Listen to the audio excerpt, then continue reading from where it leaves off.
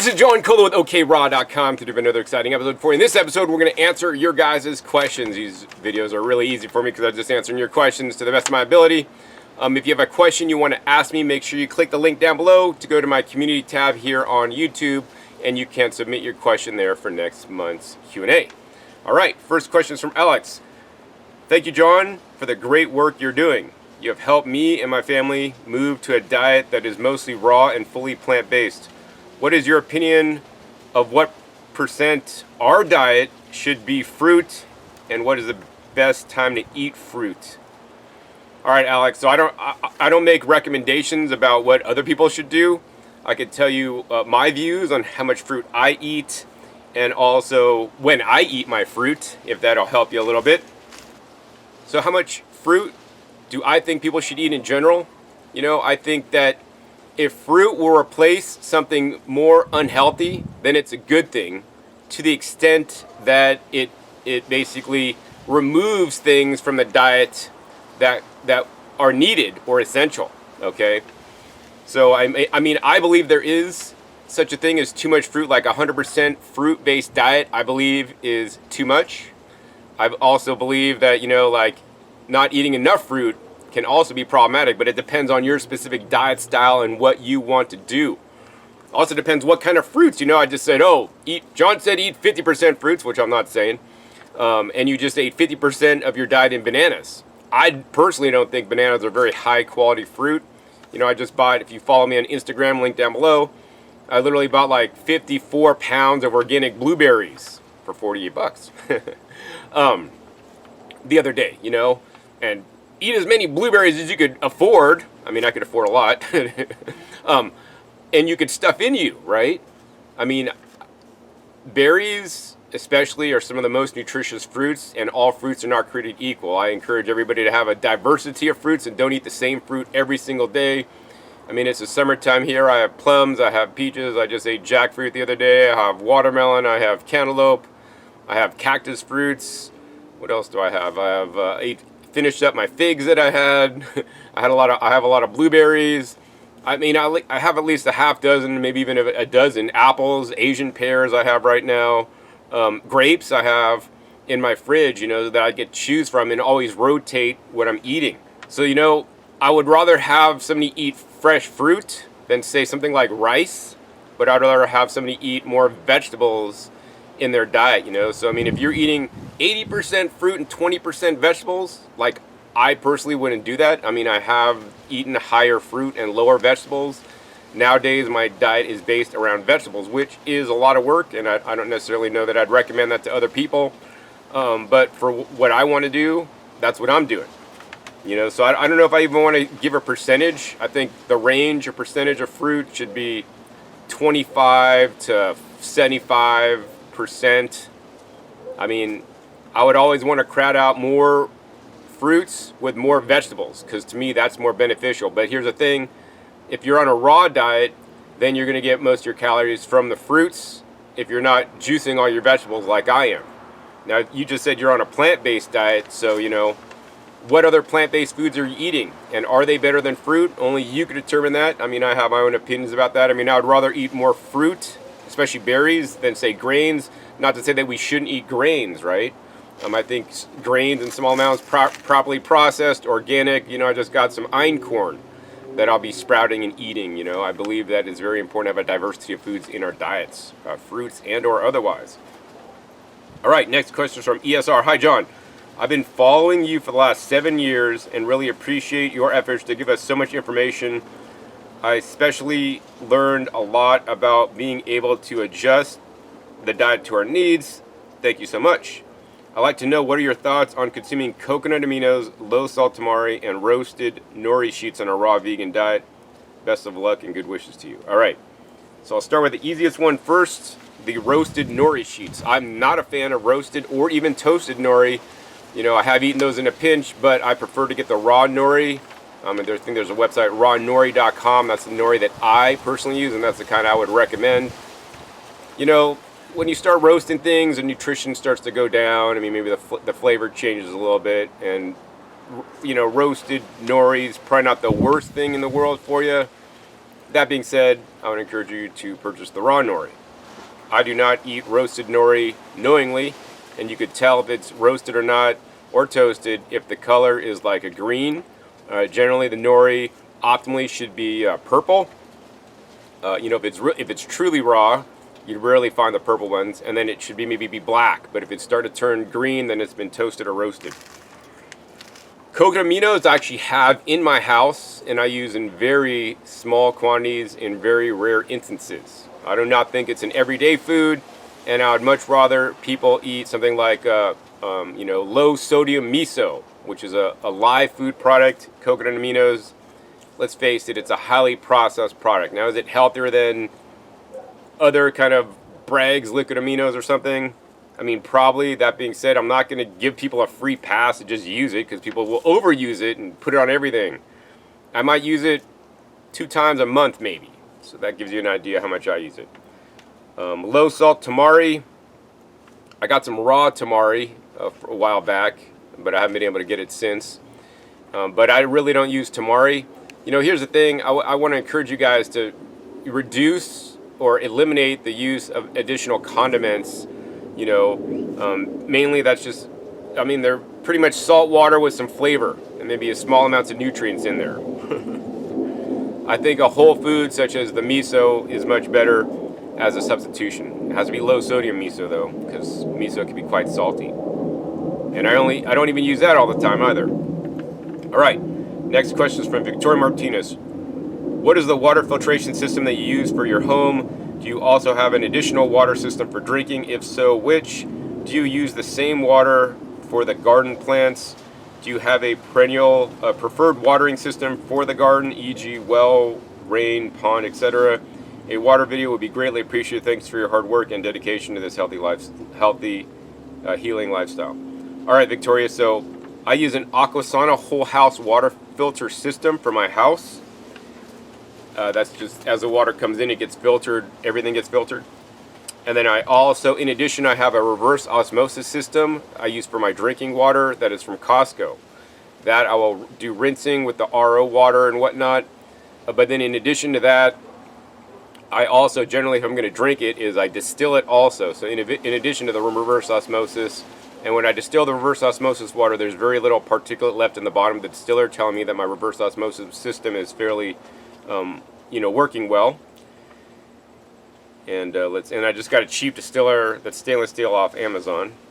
Some of the water that goes through my whole house filter ends up in my backyard, so then my plants get water with the whole house filter. But then in addition, they have additional filtration. The Boogie Blue water filter, although if I was doing it right, I would put in a Big Blue KDF and carbon filter. That's like, I think it's, 20-inch Big Blue. They're like huge filters. That'd be the most cost-effective way to do it.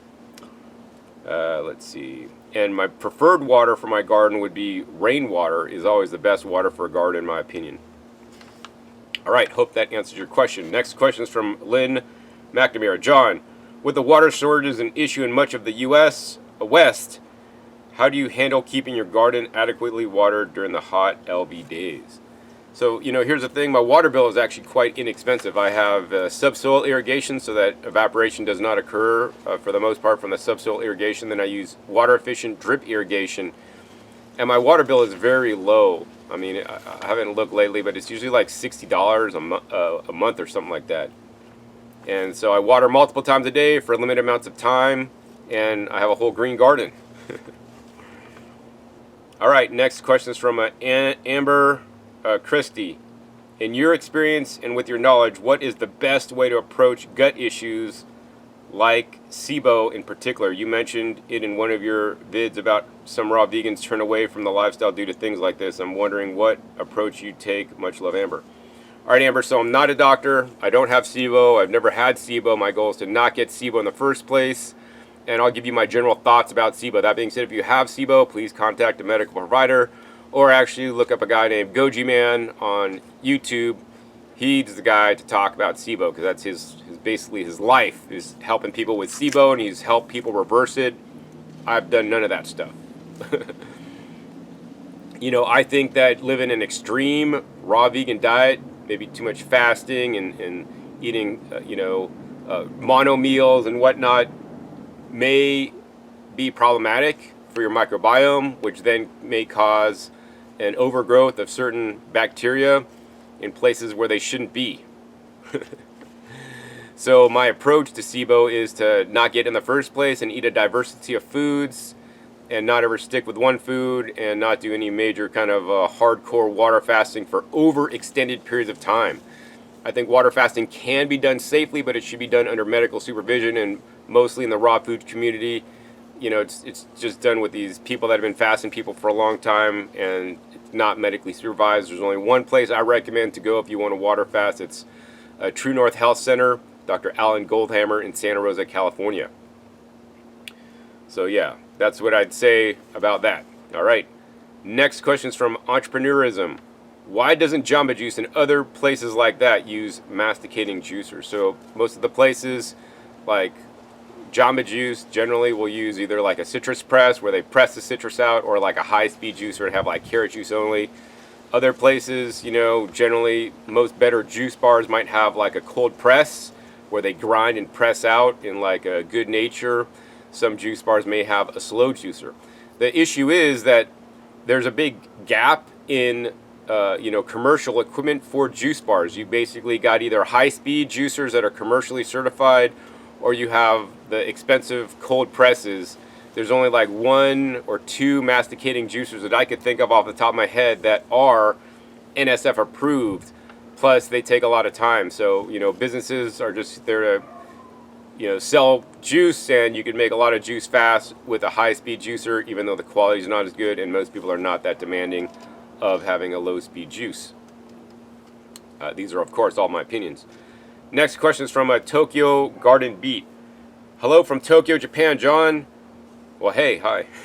I grow tons of ashitaba because of a video I saw of yours years back. After living in Japan for the past years, I have learned about a mountain herb here known as Jiaogulan, also known as Amachigasu here in Japan. I've never seen you mention this plant before in any of your videos. Are you aware of this plant?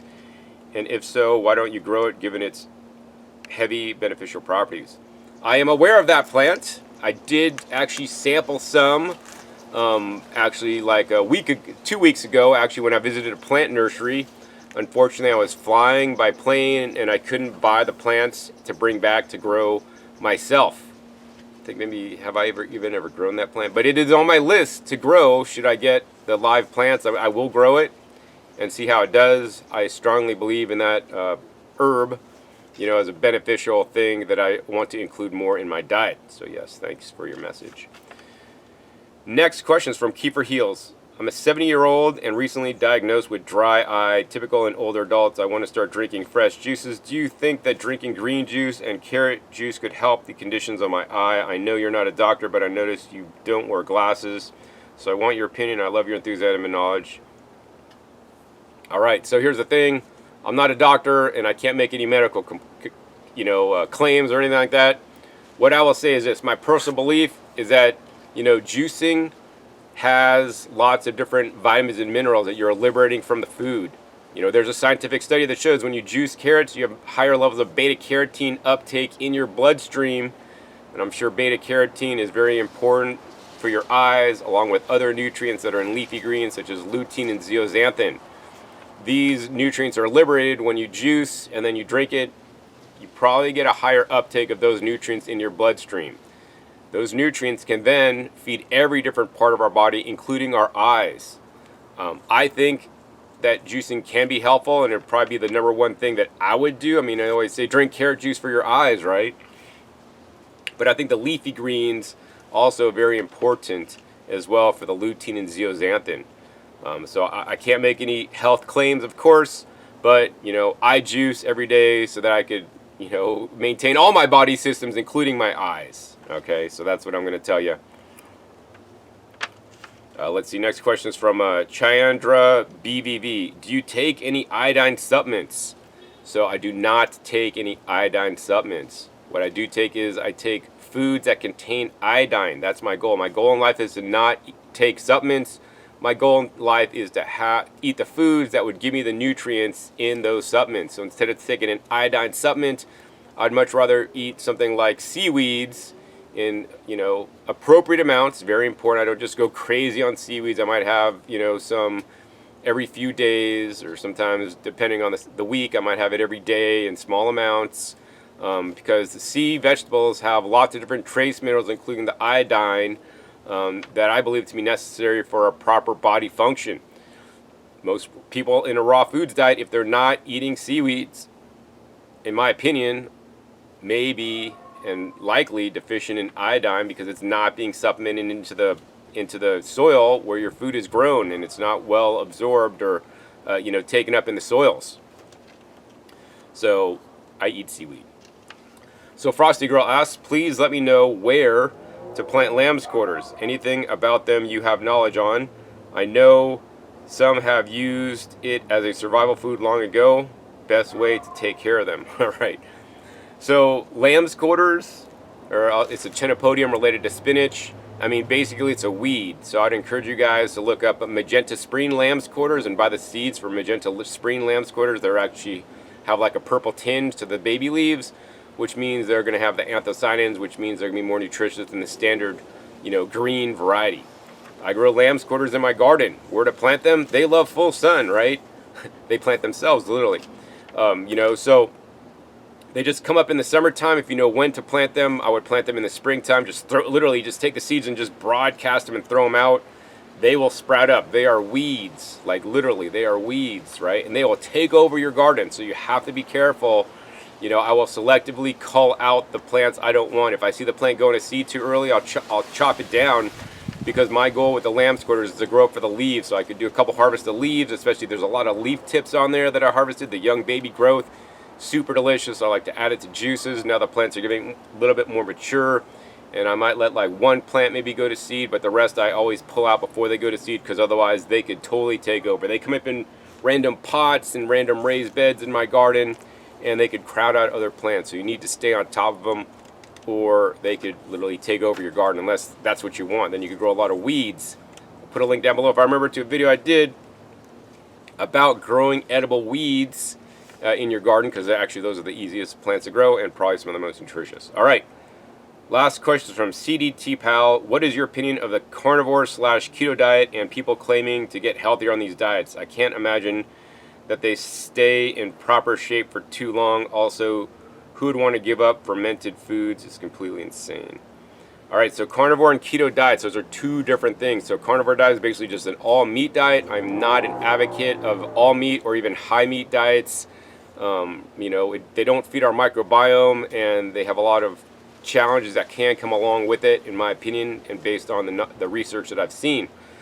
Now, keto diets can be done vegan, or they can be done non-vegan.